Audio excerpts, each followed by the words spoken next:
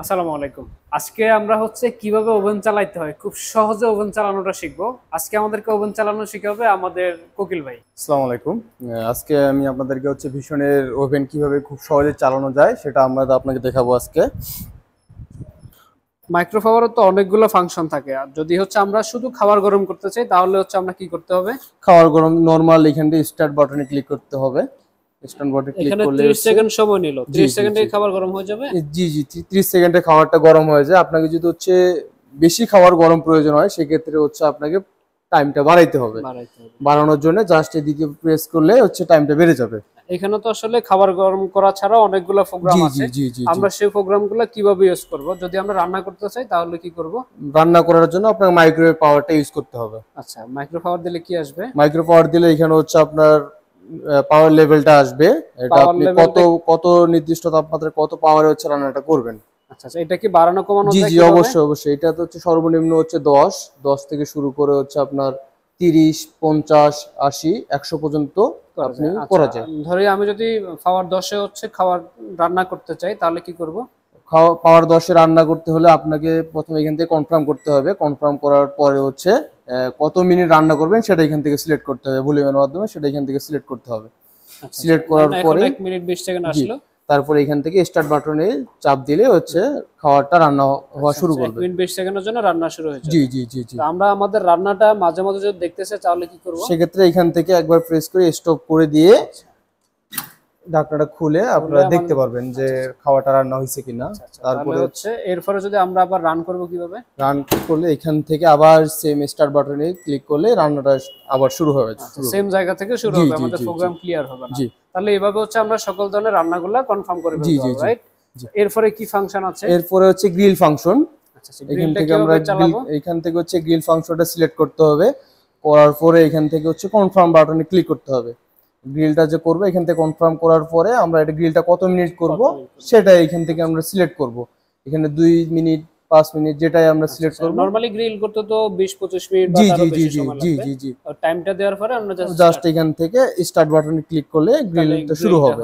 আর এটা stop and clear করব কিভাবে? সেম আগের প্রসেসে এখানে একবার প্রেস করলে স্টপ করে স্টপ এন্ড ক্লিয়ারিং স্টপ করে আবার খুলে দেখব।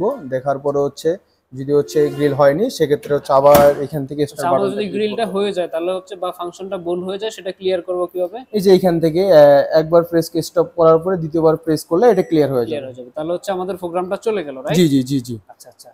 এরপরে এখানে তো গ্রিলের পাশাপাশি আরেকটা অপশন আছে, কম্বিনেশন। আচ্ছা, গ্রিলের ওখানে যে কম্বিনেশনটা আছে সেটা কিভাবে ইউজ করব? কম্বিনেশনটা গ্রিলের পরে দ্বিতীয়বার প্রেস করলে এটা কম্বিনেশনটা চালু হবে। এটা আপনি আপনার মতো করে কম্বিনেশন পাওয়ারটা দিয়ে রান্নাটা করতে পারবেন। কম্বিতে প্রোগ্রামগুলো কিভাবে আমরা এডিট করব? এখান থেকে আপনি চাইলে ভলিউমের মাধ্যমে এডিট করতে পারবেন অথবা বাটন প্রেস করেও এখান থেকে আপনি।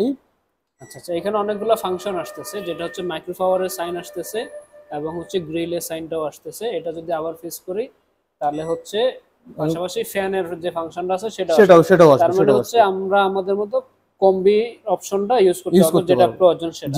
এটা কম্বিনেশনের কাজ। এটাও সেম, ওখান থেকে টাইম দিয়ে স্টার্ট কনফার্ম করে টাইম দিয়ে স্টার্ট করতে হবে। এটাও সেম ফাংশন ইউজ করা যাবে। আচ্ছা, এরপরে যেটা আছে এটা কনভেনশন। আচ্ছা, কনভেকশনে আমরা কি করতে পারবো? কনভেকশনে ব্রেড আইটেম থেকে শুরু সবকিছু করতে হবে। ব্রেড আইটেম যত ধরনের ব্রেড আইটেম আর পিৎজা, যেটা বুঝতে পারলাম। এখানে কনভেকশন থেকে বেকারি আইটেম যেটাকে বলা হয়, যেমন কেক, বিস্কিট, পিৎজা, এই ধরনের জিনিসগুলো এখান থেকে কনভেকশনে করতে পারবেন। জি, কনভেকশনে করতে হলে এটাকে প্রথমে ফ্রি হিট করতে হবে। আপনি ধরেন নরমালি কেক করবেন, কেকের জন্য 160 ডিগ্রিতে এটা আপনাকে ফ্রি হিট করতে হবে। ফ্রি হিট করার জন্য এখানে 160 ডিগ্রি সিলেক্ট করার পরে কনফার্ম করে এখান থেকে জাস্ট স্টার্ট দিতে হবে। তাহলে ফ্রি হিটটা হয়ে যাবে। আচ্ছা আচ্ছা, যদি ফ্রি হিট হয়ে যায় তাহলে আমরা কিভাবে বুঝতে পারবো? ফ্রি হিট হয়ে গেলে এখান থেকে আপনাকে 3টা সিটি দিবে। আচ্ছা, যদি আমাদের 160 ডিগ্রি গরম হয়ে যায় তখন আমরা এটাকে কেকটা দিয়ে এরপরে রান করব, রাইট? জি জি। সেটা কিভাবে করব? এখানে 160 ডিগ্রি হওয়ার পর আবার এখান থেকে আপনি টাইমটা সিলেক্ট করে স্টার্ট দিলে আপনার কেকটা রান্না হওয়া শুরু হবে। রাইট? আচ্ছা আচ্ছা। এখানে এরপরে আর কি ফাংশন আছে? এখানে আপনার ওয়েট টাইম এবং খাবার ডিফ্রস্ট।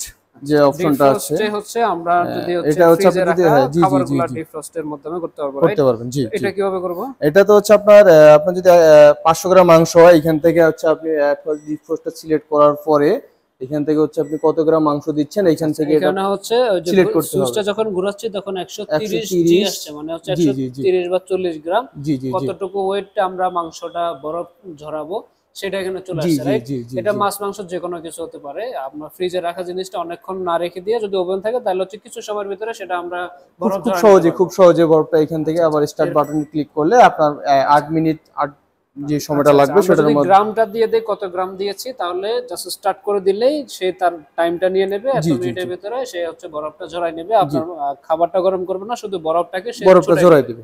এটা একটা ইউনিক প্রসেস। জি এটা যারা ইউজ করতে পারবেন এটা তাদের জন্য খুব সহজ হয়ে যাবে। এটা হচ্ছে আমরা প্রোগ্রাম কি আছে, এরপর হচ্ছে ঘড়ি প্রোগ্রামটা ক্লক, এইখান থেকে আমরা চাইলে হচ্ছে টাইমটা সেট করতে পারবো।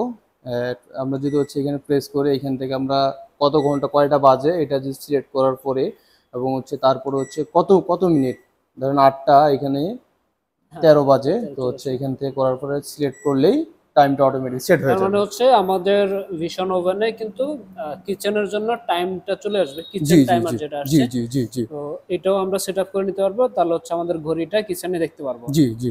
এরপরে বাকি প্রোগ্রামগুলো কি আছে? এরপরে তো এখানে হচ্ছে স্টপ এন্ড ক্লিয়ার, ক্লিয়ার, হ্যাঁ, তারপরে হচ্ছে স্টার্ট এবং কনফার্ম। এখন শেষে এটাও আছে আমরা হচ্ছে দেখছি। Auto menu. অটো মেনুটা কিভাবে আমরা সেট আপ করবো? অটো মেনুটা হচ্ছে এখান থেকে pizza, potato, meat, fish, vegetables, beverage, pasta, popcorn, cake এবং চিকেন। এখানে হচ্ছে বিভিন্ন ধরনের অটো মেনু আমরা ফাংশন দেখতে দেওয়া পাচ্ছি আছে। অটো কুকিং মেনু দেওয়া জি আছে জি জি প্রায় 20টার মতো, রাইট? জি জি জি এখানে জি আমাদের প্রয়োজন যেটা সেটা সেটা দিয়ে সিলেক্ট করে স্টার্ট জি। করে দিব। আর আমরা এখান থেকে হচ্ছে মাছ যদি করতে চাই, মাছে গিয়ে এখান থেকে কনফার্ম করতে হবে। কনফার্ম করার পরে আমরা এটা কত গ্রামের মাছ নিয়েছি সেটা এখান থেকে সিলেক্ট করতে হবে। আচ্ছা আচ্ছা, তাহলে হচ্ছে যে আমাদের যে ফিশটা আমরা ভিতর দিয়েছি সেটা কত গ্রামের রান্না হবে সেটা হচ্ছে এখান থেকে জাস্ট ওয়েটটা দিয়ে দেব, জি জি ওয়েটটা দেওয়ার পরে এখান থেকে জাস্ট স্টার্ট বাটনে ক্লিক করলেই হচ্ছে টাইমটা অটোমেটিক নিয়ে নেবে, নিয়ে রাইট? নেবে এটা। তো অসংখ্য ধন্যবাদ। এটা হচ্ছে খুব সহজে আমরা রেসিপিটা করা শিখলাম। যাদের প্রয়োজন বা বুঝতে পারেন না তারা আমাদের সাথে যোগাযোগ করবেন, আমরা আপনাদেরকে বিস্তারিত ডিটেলস আরো বলে দেওয়ার চেষ্টা করব।